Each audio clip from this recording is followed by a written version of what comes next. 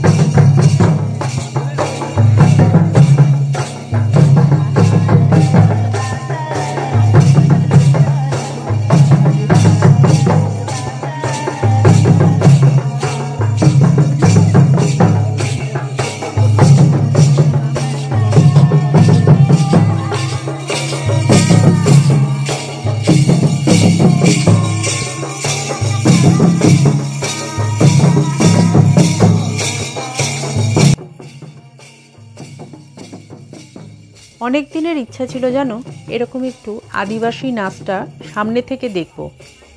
এইভাবে সামনে থেকে দেখার সৌভাগ্যটা ঝিনুক ক্যাম্পে এসে হয়ে যাবে এটা ভাবিনি। হঠাৎ করে যখন আমরা ফিরলাম ঝিনুক ক্যাম্পে, বললো দেখুন আজকে না সন্ধেবেলায় বেশ অনেক সেই সময় আর কি ছিল, অনেক লোক সেই দিন এসছিলেন, তো আমরা একটা আদিবাসী নৃত্যের আয়োজন করেছি, যদি আপনাদের আপত্তি না থাকে প্রত্যেকের কাছ থেকে 100 টাকা করে নেওয়া হবে।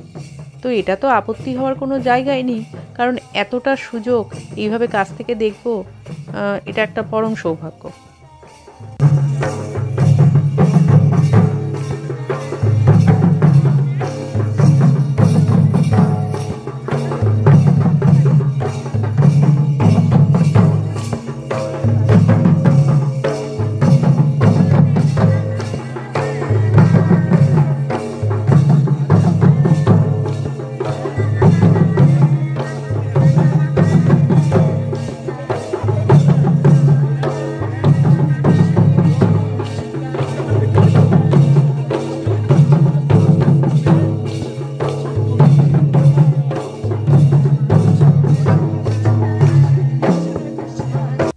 কিছুক্ষণ পরেই চলে এলো আমাদের সামনে শাল চিকেন। প্রস্তুতিটা তোমাদের সাথে এবারে শেয়ার করতে পারলাম না, তবে নেক্সট টাইম নিশ্চয়ই চেষ্টা করব। দারুণ ছিল। শাল চিকেন টেস্ট করে, মানে এটা স্টার্টার হিসাবে আমরা সবাই খেলাম। ওখানে আমাদের সঙ্গে একটা ফ্যামিলিও পরিচিত হয়েছিল, বেশ ভালো লাগছিল। আমাদের রাত্রিবেলা মেনু ছিল খুব একটা ডিফারেন্ট কিছু নয়, রুটি, মাংস, আলু ভাজা, ডাল, কিন্তু পরিবেশটার সাথে এতটাই ভালো ছিল যে পার্থক্য না হলেও খাবারের প্রতি কোনো অনিচ্ছা বা অনীহা আমাদের মধ্যে আসেনি।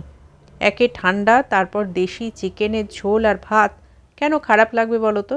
আর এই পরিবেশটা সবসময় তো পাবো না, তাই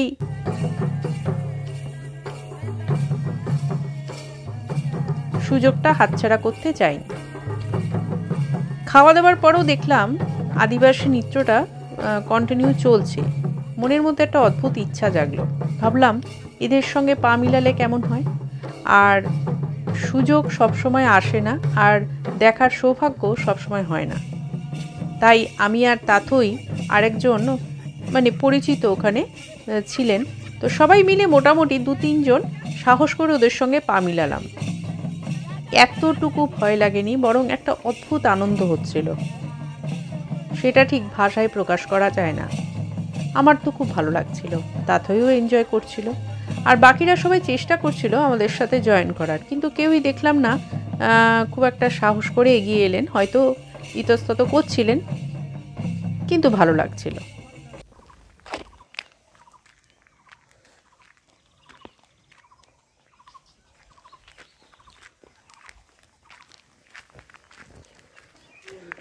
আজকে আমাদের ডে 3। আজকে বেরিয়ে পড়েছি সকালের দিকে একটু হাঁটতে। আর কারণ কি বলতো, এই পরিবেশ, এই যে পরিবেশটা সব সময় তো পাবো না। বাড়ি গেলে আবার সেই চেনা পরিচিত জায়গা বা চেনা পরিচিত পরিবেশটাই পাবো। তো তাতে একটু ঘুমাচ্ছে, তা থেকে ডাকলাম না। আমরা দুজনেই একটুখানি সামনের রাস্তাটা দিয়ে একটু হাঁটছি, বেশ ভালো লাগছে বলো, দারুণ ঠান্ডা। তবে উদ্দেশ্য আছে, এই যে বাড়িটা, এখানে কালকে দেখলাম একদম টাটকা শাক ওই বাড়ির যে দিদি আছে, জানি না আজকে উনি দেবেন কি না বা পাবো কি না, তো একবার বলে দেখবো। তো অনেকে দেখলাম নিয়ে যাচ্ছে। এই সামনে যে বাড়িটা কালকে তোমাদের দেখাচ্ছিলাম, পায়রার অনেক এ বাড়িতে রয়েছে, মানে ওরা আর কি দেয় আর কি পায়রাদের খেতে। আর এই যে গাছটা, এই গাছটা কালকে অনেক পাখি এসছে, পাখি এসছে না, বেশ কয়েকটা পাখি এখানে বাসাও বেঁধেছে। আর আমরা এই পাহাড়টা নিচে রয়েছি, এই পাহাড়টাই তো না, এই পাহাড়টা নিচে। অনেকে আবার আজকে এই পাহাড়ে ট্রেকিং করবে। হ্যাঁ, এটাতেই যাবে না? তো চলো দেখি আজকে দেবে কি না, না দিলে না দেবে, অসুবিধা কিচ্ছু নেই।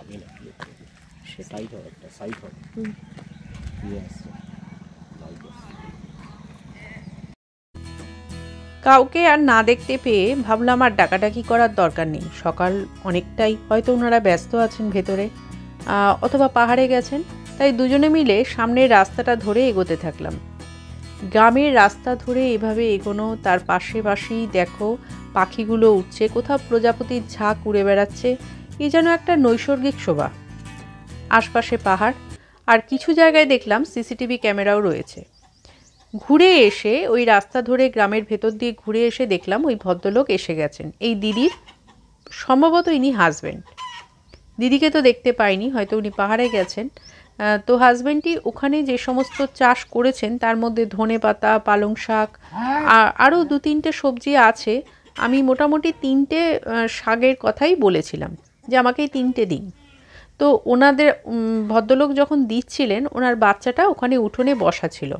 হঠাৎ করে একটা বাচ্চা কুকুর এসে ওই ছোট্ট বাচ্চাটাকে যে মাটিতে বসা ছিল চাটতে শুরু করলো। বাচ্চাটা, কুকুরটাও বাচ্চাটাকে দেখে হয়তো কিছুটা তার ভালোবাসাটা জ্ঞাপন করতে চেষ্টা করেছিল, কিন্তু বাচ্চাটা তো ভয় কেঁদে উঠেছে, হট করে এসছে, কথা বলছে কেঁদো না। তো এই যে আমরা একদম টাটকা সবজি এই দাদার কাছ থেকে তুলে নিলাম। ইনি আমার কোলে বসে বসে কাঁদছেন খুব। ওই যে চলে এসছে। ওই দেখো ধনে পাতা নিয়ে এসছে। ও মা না বাবা, তুমি মা না বাবা বলো। আচ্ছা।